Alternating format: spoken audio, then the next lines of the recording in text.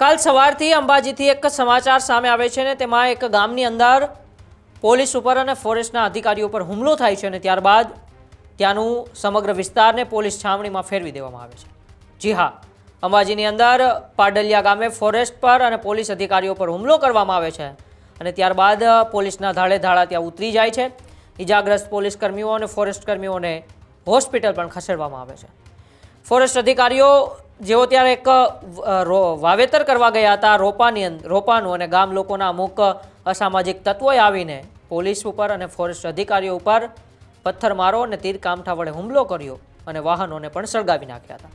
ત્યારે ગઈકાલે આ બાબતે જિલ્લા કલેક્ટર અને સાથે સાથે ત્યાંના એસપી અને ડીવાયએસપી પણ ઘટના સ્થળે પહોંચ્યા હતા અને પોલીસના ધાડે ધાડા ઉતારીને ગામના જે માહોલ હતો તેને કાબૂમાં લેવાનો પ્રયત્ન પણ કર્યો હતો। પરંતુ આજે એક વિડીયો સામે આવે છે કે જ્યારે ફોરેસ્ટ અધિકારીઓ તે પાડલિયા ગામની અંદર પહોંચે છે અને જે રોપાનું વાવેતર કરવા જાય છે ત્યારે ગામના લોકોની સાથે શું ઘર્ષણ થાય છે તેનો અત્યારે એક વિડીયો સામે આવી રહ્યો છે।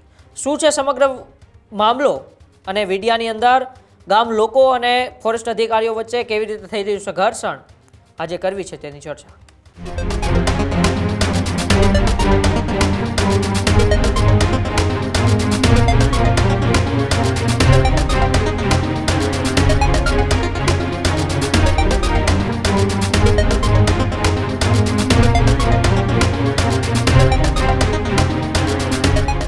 ગઈકાલે અંબાજી નજીક પાડલિયા ગામની અંદર એક મોટી બબાલ થઈ હતી।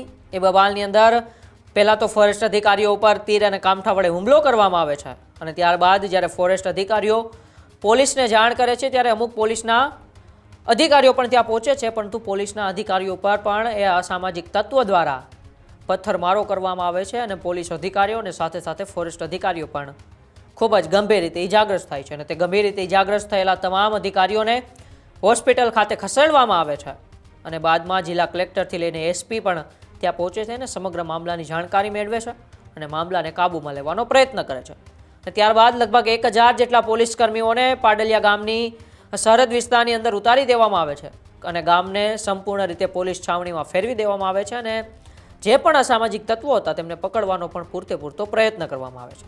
પરંતુ એ પહેલાં આજે એક વિડીયો સામે આવે છે। એ વિડીયોની અંદર જ્યારે ફોરેસ્ટ અધિકારીઓએ પાડલિયા ગામે પહોંચે છે અને પાડલિયા ગામે પહોંચીને જ્યારે રોપાનું વાવેતર કરતા હતા ત્યારે ત્યાંના ગામ લોકો એટલે કે જેણે હુમલો કર્યો છે અધિકારીઓ પર તેવા અસામાજિક તત્વો સાથે ઘર્ષણના જે એક વિડીયો છે, વિડીયો અત્યારે સોશિયલ મીડિયાની મારફતે આપણી સામે આવ્યો છે।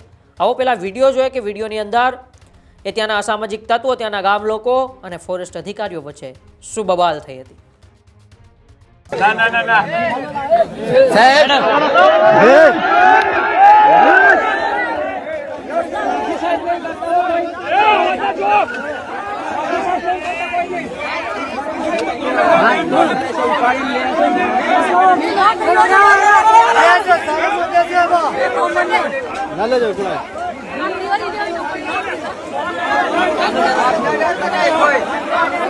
चालूच करवा रही है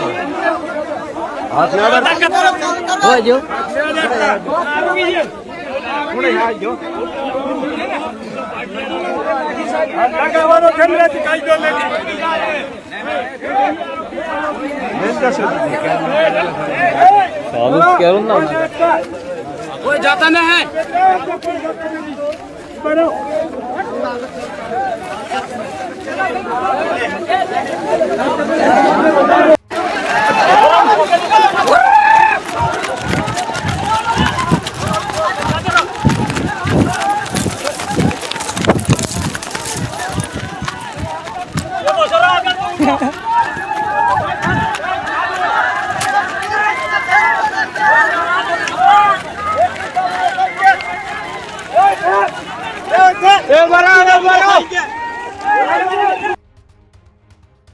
તો વિડીયોની અંદર આપણે જોયું કે જ્યારે ફોરેસ્ટ અધિકારીઓ પાડલિયા ગામે પહોંચે છે ત્યારે ત્યાંના લોકો એ ફોરેસ્ટ અધિકારીઓને જે રોપાનું વાવેતર કરવાના હતા તે વાવેતર કરવા દેતા નથી અને તેમની જે કામગીરી હતી તેમની કામગીરીમાં બાધા નાખે છે।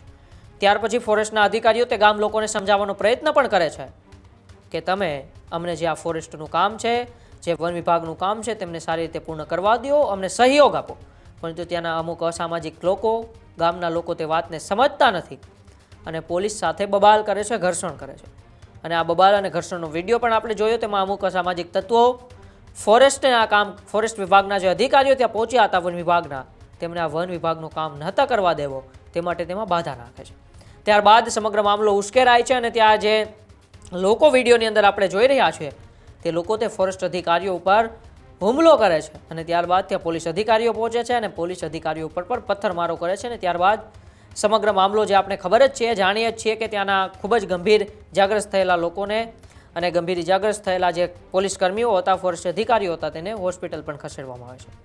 પરંતુ બાદમાં ગુજરાત પોલીસ એક્શન મોડમાં આવે છે અને આ જે અસામાજિક તત્વો હતા તેમના છોતરા કાઢવા માટે ત્યાં 1000થી વધુ પોલીસ કર્મીઓ ઉતારી દે છે અને સમગ્ર ગામને છાવણીમાં ફેરવી દે છે.